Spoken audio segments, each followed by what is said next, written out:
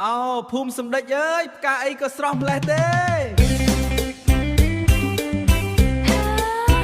ចង់បងកំឡុងបាត់ដំបងមកលេងភូមិអូនមានការអីដែរនាងខ្ញុំក្រមុំនៅភូមិសម្ដេចសំរងមិនតិចផ្អើលអង្គនាងភូមិតួបងកំឡុងមកពីទីជុំក៏ត្រូវតែសុំច្បាប់មេកាយដែរមុន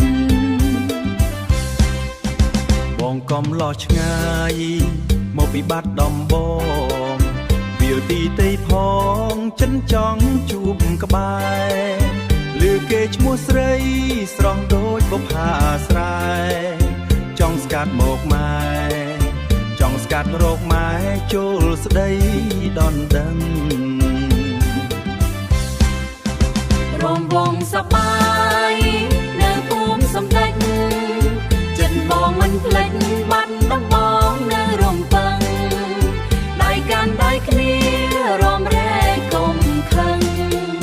ស្នេហ៍យើងរឹងមាំដូចថ្មក្នុងសំពៅ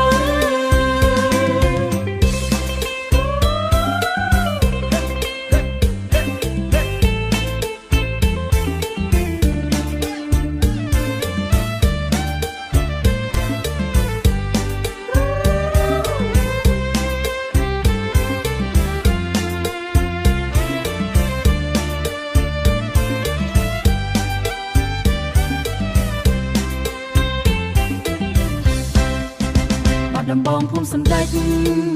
ខ្លាយជាសាច់ញាតិស្នេហ៍មិនឃ្លាតឆ្ងាយផ្លូវតែចិត្តនៅក្បែររំវងជុំគ្នាក្រោម